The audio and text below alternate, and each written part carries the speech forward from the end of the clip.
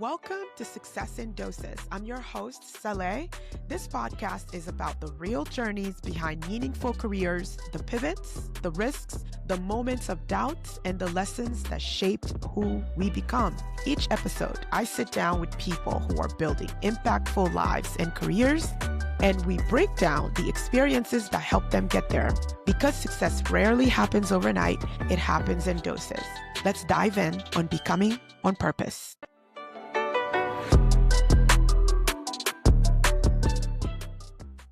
Good morning, everyone, and thank you so much for joining us for another amazing conversation today on Success in Doses podcast. I'm your host, Saleh, and today for our episode, the theme we'll be exploring is becoming on purpose, leading while you're still becoming. This conversation will focus on the unique experience of stepping into national leadership as a student pharmacist and navigating the tension between learning, growing, and leading at the same time. To help us facilitate and lead that conversation today, I can't tell you how excited I am to welcome to the pod Precious Craig. And Precious Craig is a fourth-year student pharmacist at University of Arizona, born in Lagos, Nigeria, and raised in Peoria, Arizona. She earned her master's in public health in 2025 and a BS in public health with a minor in biochemistry in 2021. In 2022, she's co-founded and served as president of the SNPhA chapter at her school. Nationally, she serves as the SNPhA national president-elect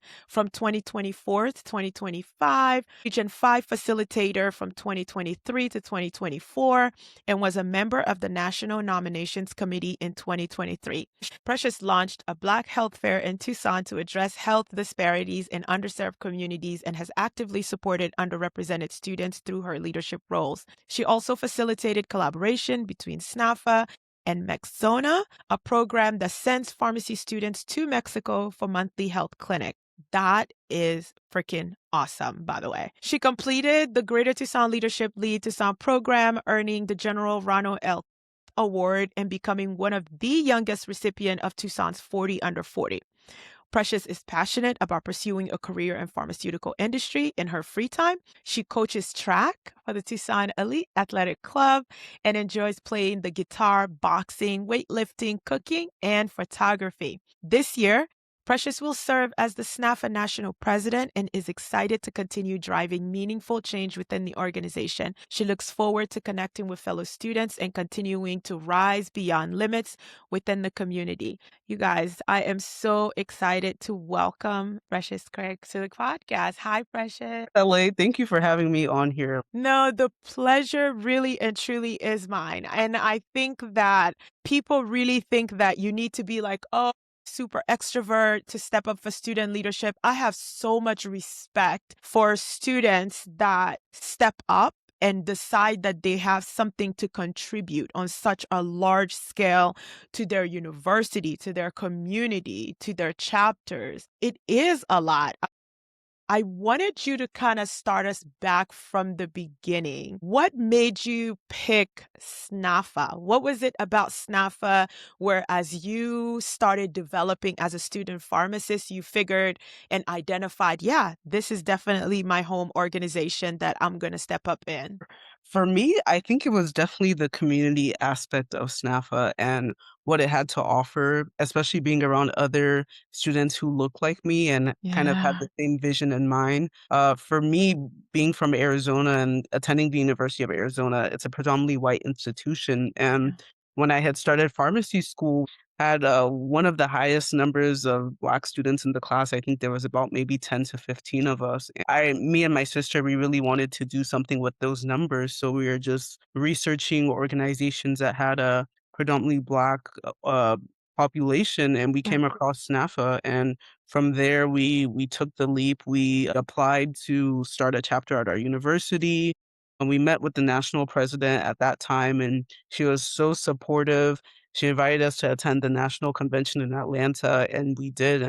I remember just going there and just feeling so welcomed and so in place. And I always say that the organization truly saved my life because at that time I was really at such a crossroads in my career and I was just feeling a little bit isolated and I didn't really know what I wanted to do pharmacy wise. But SNPhA I say it saved not only my pharmacy career, but also like Yeah. me personally as a student.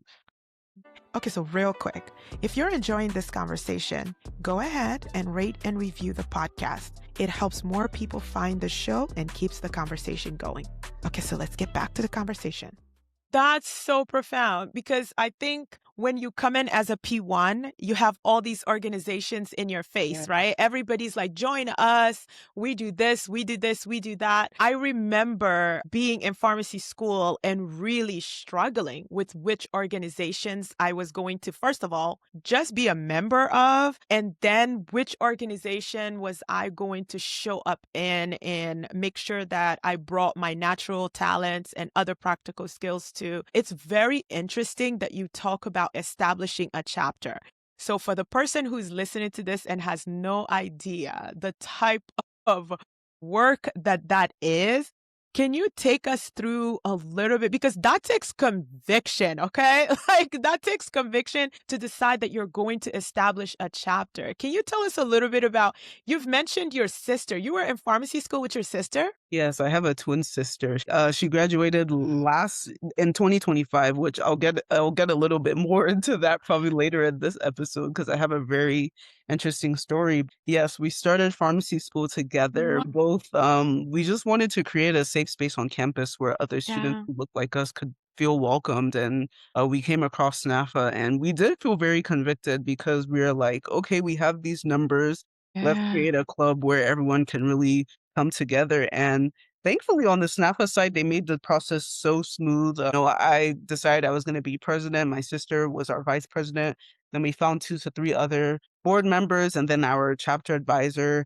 Then from there, we sent in the application to SNPhA, met with the national president at the time, and it was a smooth process. But on the school's end, you have to deal with like the tax filing, getting a Yes. tax ID, Yeah.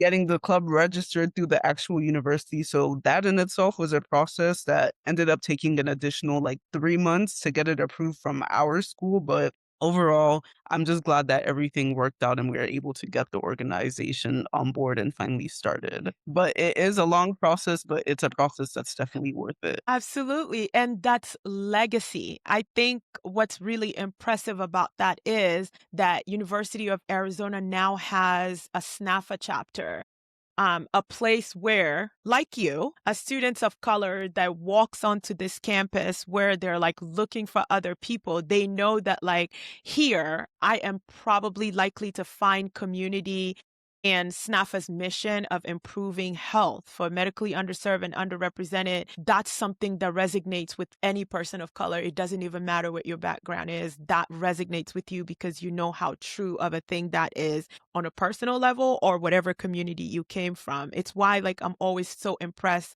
whenever students actually go through the motion and say, we need a chapter here because we can be impactful here. I think that's so profound. The decision to step up for national leadership, because I'm trying to figure out what is that road like? Like what? Because I remember a DM that I got. It was just like, oh, can you? And I was like, I love cold DMs that are bold and just, it was so encouraging. And I found myself rooting for you without even meeting you yet, right?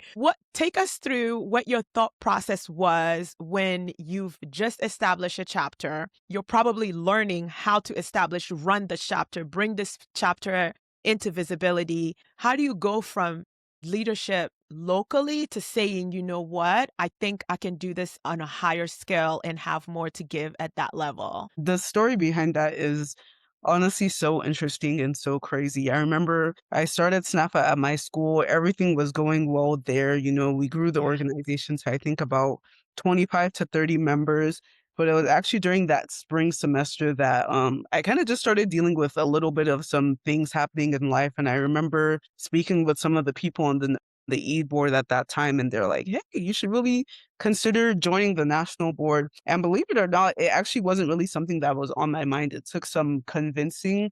And Yeah. then I remember, yeah, then I was dealing with some personal things at the time. Then I remember telling someone on the board those things that I was dealing with and be like, hey, like regardless of that, like SNPhA is here to support you. We're here to help you get through that difficult season. So I was like, okay, I decided to go for it. And at that point, I really just saw the encouraging aspect of what SNPhA had to offer in that family Mhm. sense because academically, I remember I served as a national president, but a lot of people don't know that when I ended up adding my master's onto my PharmD, because I was technically supposed to graduate in 2025, I was actually dealing with some health issues at that time, which caused me to add the master's on. And I think it ended up working out for its good, because had I Yeah. not pursued that master's, I wouldn't even have ended up being eligible to be the national president elect. So how it Ah. happened was some people on the board identified me and they're like, "Hey, I think you would be a really good Region 5 facilitator." And I was like, "Okay." I went for it. I interviewed Charmaine, who was the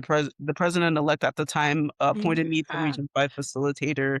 And then, Yeah. from there, I remember I was sharing with someone on the board the year before of just all the craziness that was going on. If you've ever seen a presentation from me, I have, like, picture of Dave's Hot Chicken, and it's because after a medchem exam, I had so much going on. I literally fainted in the parking lot of Dave's Hot Chicken, and that was kind of my wake-up call, and that was what caused me to, like, end up adding the masters on. And, I joke about it that that happened, but for me, it was really kind of like the first sense of what I saw God was working out for me in the Mm. background of things and what Yeah. he was equipping me for and appointing me to end up becoming the next president-elect of SNPhA. From there, after being Region 5 facilitator, someone was like, what if all of these things that's happening, what if it's because God wants you to become the next president-elect of SNPhA? And I was like, I never really thought about that, but you may be onto something. I was like, okay, well, let me run. I ran, and Ah. then here I am, the national president now. So it's a really crazy and funny story. Yeah, but also, there's so much in there, right? Because we are pharmacists by nature. We are like type A planners. The next step has to be absolutely clear before we take it. But it just sounds like you are following the advice that many, many of our mentors give us. It's raise your hand, say yes, even if you don't feel ready for it. And so for me, I always wonder about that with like emerging leaders such as yourself. How ready did you actually feel for the role? Did did you have any hesitation in stepping up and thinking, I'm not ready for this level of service, exposure, all the above? Did that any of that go through your mind? 1,000%. That did go through my mind because if anyone knows me, I'm actually very introverted. I'm a very introverted Yeah. person. If it's one-on-one like this or in front of a couple people, I could yap for hours. Actually, like in front of large groups of people, I've always been on the more introverted side. And that was actually feedback that I got when I had considered running, like, hey, you may need to be a little bit more extroverted. And even with things like, sending emails, I remember sometimes I would like make mistakes and have typos. I'm like, there's absolutely no way I could be the next president of this organization. Like me, like little precious who came from Nigeria at 3 years old. Like, no, like I had so much doubt. I felt like I wasn't ready. But at the end of the day, like my biggest advice is you really just have to bet on yourself. Like I have Yeah. it written on my wall. That's my Yeah. logo. But when someone tells you you can't do something, you don't listen to Yeah. them. You bet on yourself. And that was just something I had to do because I was the one telling myself, I don't know if I can do it. But at the end of the day, I had to trust my skill set and my beliefs and know if the people voted for me, then it was meant to be. And you touch on something like really important there, which is like we are always our own biggest critics. I always think like if when I give a presentation and people give me feedback, it's always good, but internally I'm thinking like I was supposed to say this on this slide and I didn't say that. I was supposed to say this on this slide and I didn't say that. And so I think it's so like it speaks to the level of self awareness that you have to know that, yeah, you probably did feel some hesitation and were aware, like, hey, I'm not really good with large crowd and speaking in front of people. but that's a part of the job and responsibility, and I need to get over that. So I'm interested in kind of knowing, like, what are some ways that you've seen yourself change and grow since stepping up in this way? I think some ways I've seen myself change and grow is I think just the confidence aspect. Like, I don't want to say that I wasn't confident before, but Yeah. if anyone knows me, I'm a very cool, calm, and collected person. And at times I can be very monotone. And that was kind of one of the biggest pieces of feedback. Like, sometimes people would be like, "Are you angry? Are you sad? Are you okay?" I'm like, "Yeah, I'm fine. Like, I'm just a very calm person. I show my emotions." It's like, "Well, try it." And I was like, "Okay, that's actually good feedback," because I don't want the people of SNPhA to think that I'm an angry person. So I think Yeah. just being more confident in myself and my mannerisms and just being self-aware in that aspect. And I think especially I've grown a lot when it comes to public speaking. I Yeah. remember probably if anyone saw me give my first speech, like my head was always down, like I wasn't always making eye contact. Just the Mhm. change in my voice and how I speak, that's something that I've gotten a lot more confident into. Then overall, just my leadership. I never expected that I would be able to lead a board of 20 something plus people of other pharmacy Yeah. students across the nation, but it's something that I actively do every day. So I think Yeah. it's that avenue of the growth in itself too. And so, in the simplest terms, then, taking this risk and putting yourself out there the way you have, as risky, as scary, as uncertain as the journey's been, would this be a path you recommend to other students? I say 100%. Like, for me, one of my biggest hesitations when running for the board was being able to balance it. But one Yeah. of the nice things about SNAFA was like the access you have to the NAFA network. Like, Okay. for me, I remember one of the classes that almost took me out several times was infectious disease. And who's an infectious disease specialist, none other than our national executive director? Yeah, So yeah, I kid yeah. you not, like, there were so many times where it was probably, like, 10 PM at night, 11 PM, like, midnight. Dr. Christian would literally be on Zoom calls with me, teaching me infectious disease was bactericidal, bacteriostatic, Static. helping me prepare for OSCEs. So Yeah. I think that just, like I think if you have the self-awareness, because for me, it was like, if I'm gonna be on this board, I have to put in the extra work in school and there's Yeah. other things that I need to counter it. So Yeah. 100% recommend it. I think the self-awareness in terms of like taking the step to speak to people already on the board and see if it's a good fit and if Mhm. the time commitment is something that you would be up for. But I always say that SNAFA has saved my life. So it's something that I Ah. always recommend to Superpower.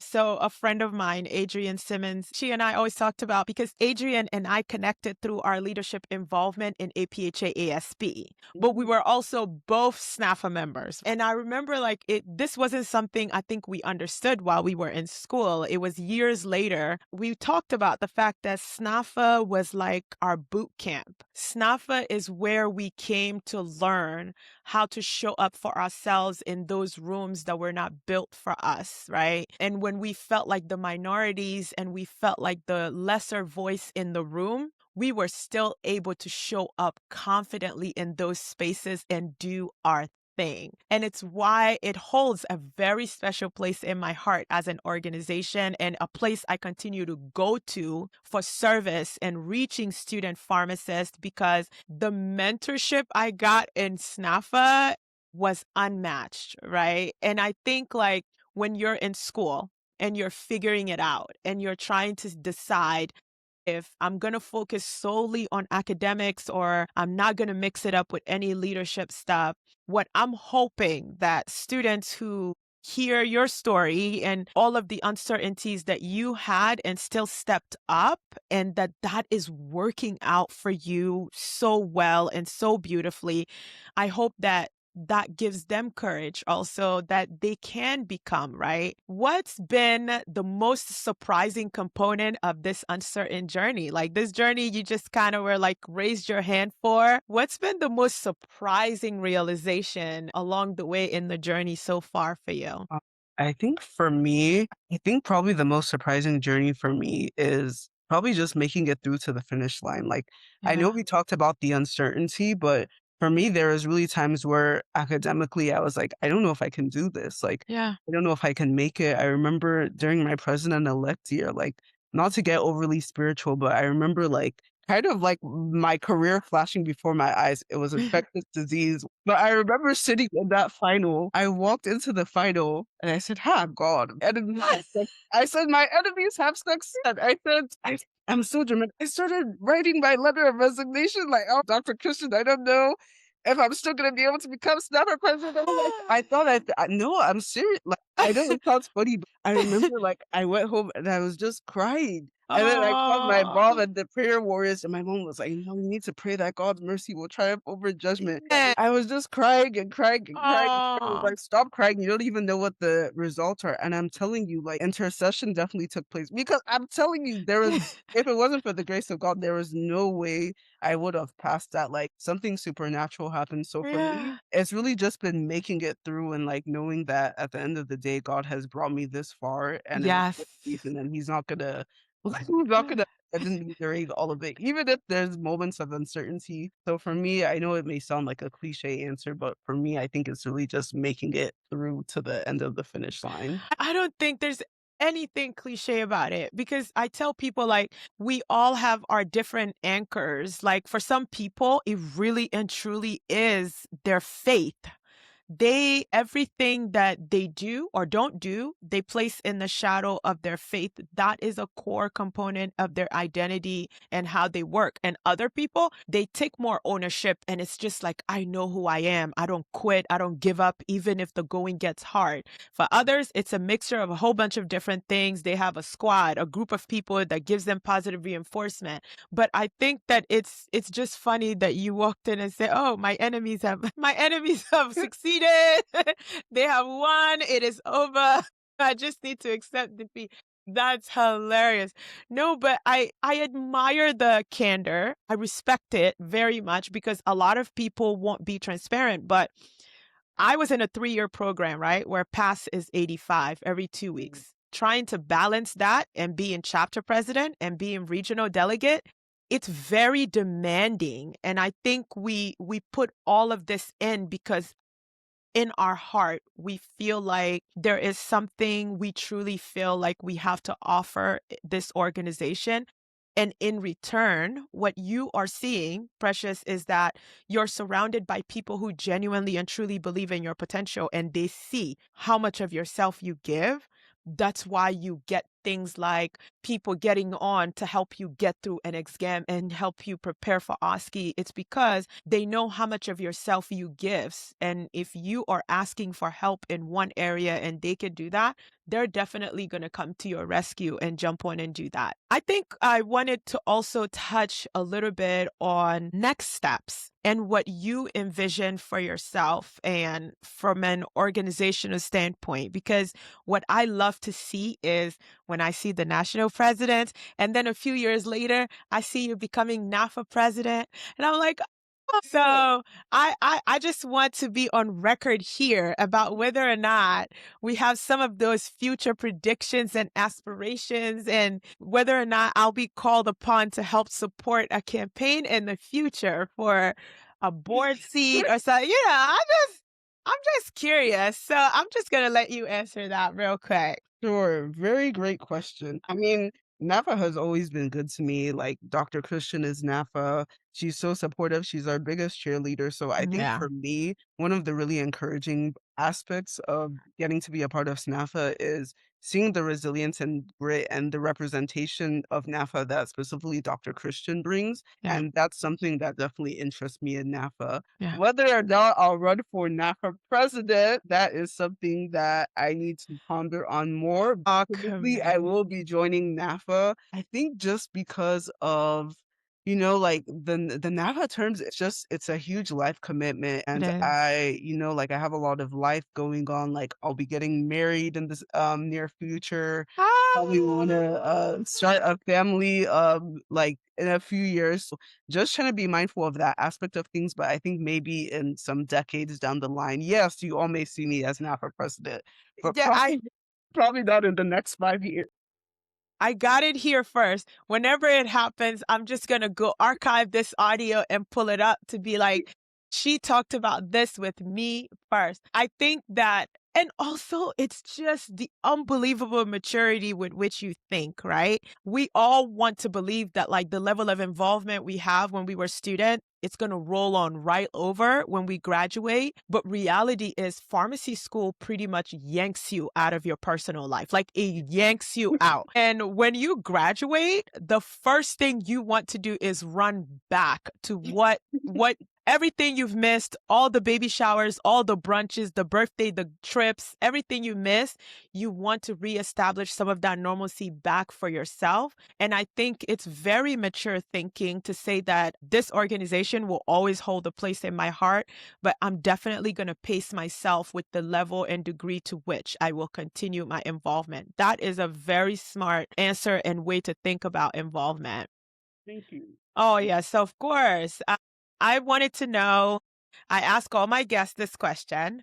What is one dose of advice you would give someone who is stepping into leadership while they are still becoming the person that they hope to be? I would say that the dose of advice I would give someone, I said it a little bit earlier during the podcast, but it's really just bet on yourself.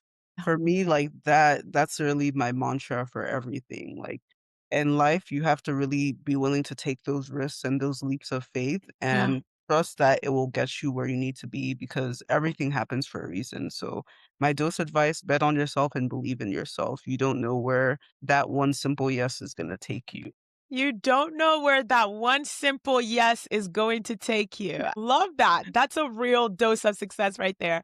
And I appreciate, and as I've said to you, I respect and admire you so much. And I think that voices like yourself and people like yourself, like I feel like every time a SNPhA chapter comes across as a suggested account, I follow because it's how I it's how I stay hip. It's how I know what's going on. It's how I know which chapters are doing what cool events and how I can support. And I mean that genuinely. As you continue your journey, if I can do anything to support regionally, chapter level, nationally, if you need me to lend my voice or my time to anything, I hope you know that that is really a simple ask and nothing formal. You can just shoot me a DM or something. Like, don't send me a random formal email because I'm going to email you back and be like, text it to me.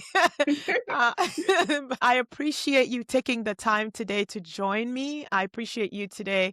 And you are fresh off rotations too. Like, ran in and was like, let's do this. So I really do appreciate you being on the Sure. podcast. I can't wait to see all of the amazing things you do next. Thanks for coming. Of course, thanks for having me. You're welcome. So now that it's just us, one of the things I love and admire about Precious is her grace. She's so modest and she doesn't even realize like how absolutely inspirational she is by the fact that she started a chapter and then took all of what she learned there to step up on a national stage to contribute.